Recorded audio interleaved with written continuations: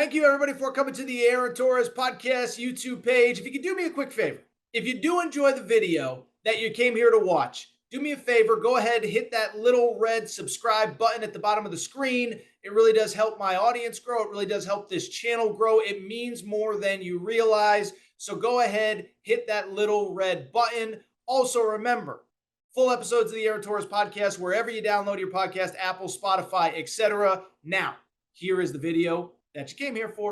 But I want to start tonight's, or I want to wrap today's show talking some college hoops from the weekend, preview the Maui Invitational.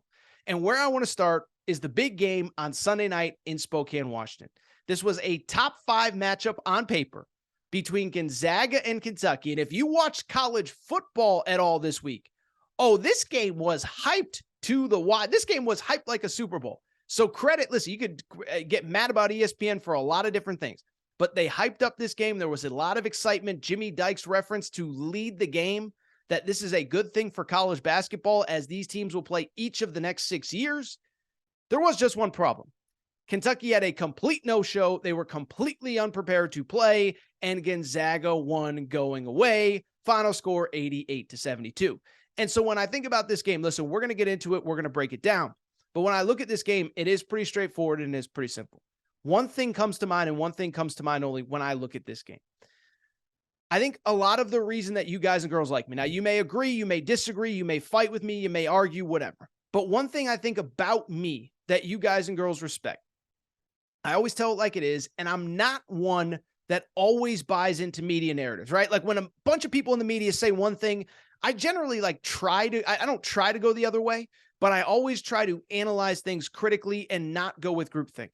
I bring it up to say for years, I've been told that John Calipari is a terrible coach, doesn't know what he's doing. He's all about recruiting.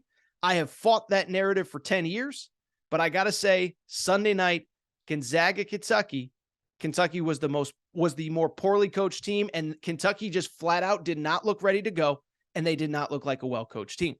And what I think is especially disappointing from the Kentucky perspective is this was the game where you would expect to get the best effort, not only from them, but frankly from both teams. Like, I was genuinely excited about this game because both teams took a loss earlier this week. And so in theory, you'd think that you'd get the best effort.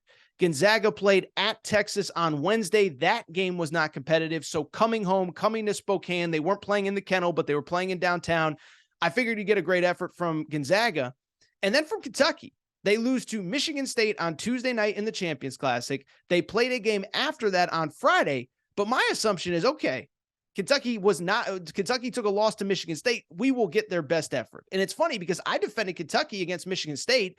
I thought they had two chances literally at the end of regulation, at the end of overtime to close things out. They did not do it. I thought they were the better team for most of that game, and they just couldn't get a win. That was Tuesday, though. And the problem with Sunday night was this team just came out completely unprepared to play. If you watch this one from the beginning, and even if you didn't, it was almost as if Kentucky did not have a scouting report. Gonzaga was getting wide open looks early. Gonzaga was hitting wide open threes. Gonzaga was pushing the tempo. Kentucky looked a step slow. Gonzaga was getting to all loose balls. And it was just like one team really, really, really wanted to win and not take its second loss. And one team was just like, they're along for the ride.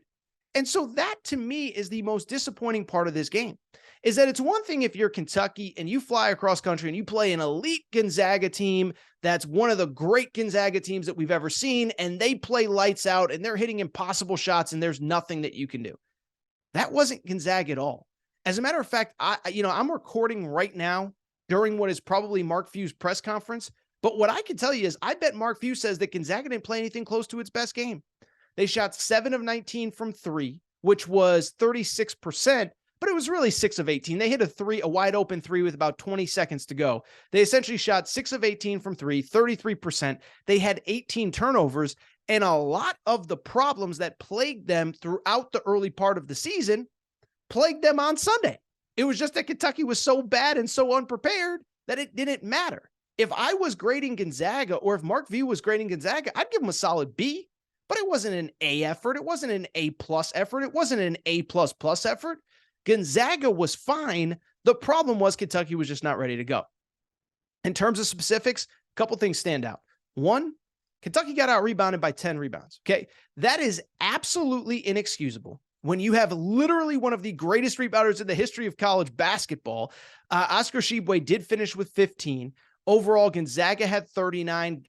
Kentucky had 29, which means that Oscar Tshiebwe out-rebounded the rest of his teammates, which means that there was a lack of effort, a lack of boxing out, a lack of hustle, a lack of this, a lack of that. The crazy part was this was billed as a matchup between Oscar Tshiebwe and Drew Timme. Drew Timme was fine. Drew Timme was actually really good, but he's another one. He didn't play his best game. We just talked about rebounds. He had 7 boards. His teammate, Julian Strawther, a 6'7", 6'8" wing, had 14. That's effort. Getting 14 rebounds as a 6'7", 6'8" wing, that's effort. Anton Watson, a guy that I saw a few games ago on the aircraft carrier, really didn't do much of anything, had 3 points and 2 rebounds in that game.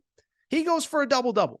So when you get 3 points and 2 rebounds against Michigan State and then come back with a 10-point, 10-rebound double-double against Kentucky, that's on effort from Kentucky. So 1, the effort just wasn't there. 2, the fouls were really inexcusable. 22 overall.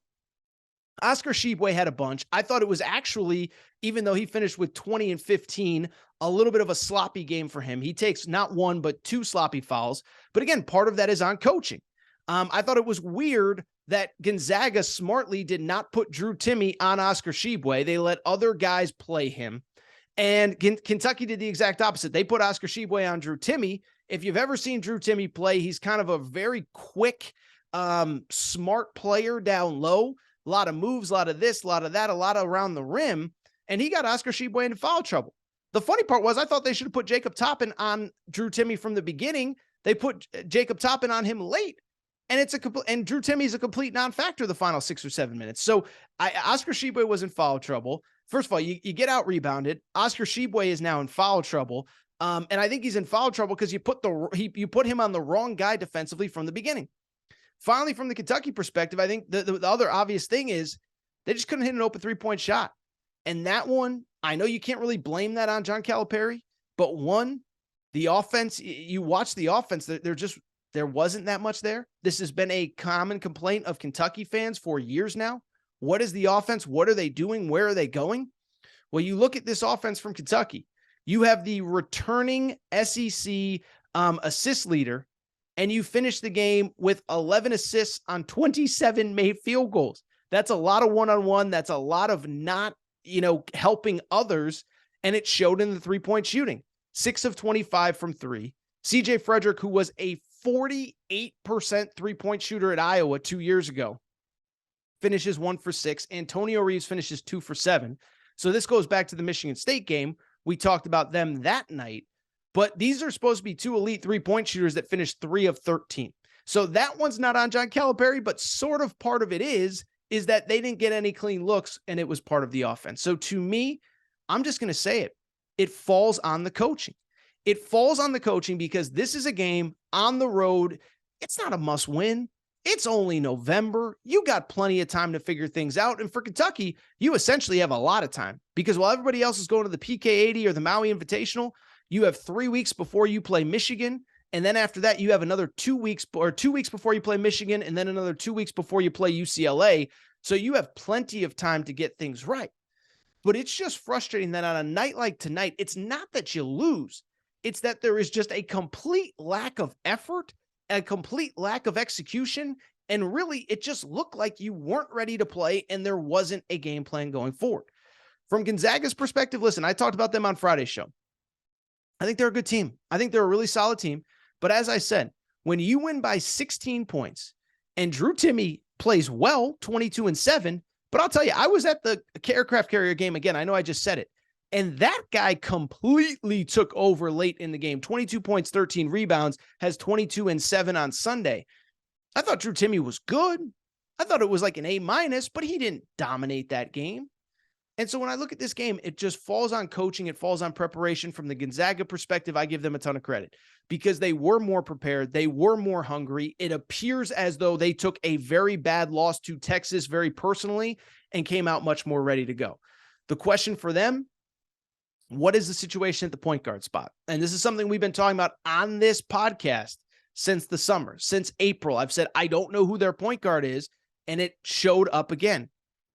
8 assists 18 turnovers, 8 assists on 31 made baskets. So keep that in mind for Gonzaga. They go to the PK 80, they'll 85. They will open with Portland State. And then they're in a bracket where they could play Duke. They could play Xavier with Sean Miller as the head coach. They could play a lot of different teams, Florida with Todd Golden. Overall, thought it was a good effort from Gonzaga. Liked, again, the effort from the wing players, specifically Julian Strother. I was at the game in Vegas last year against Duke when he had 20 points. He goes for 20 and 14 in this one.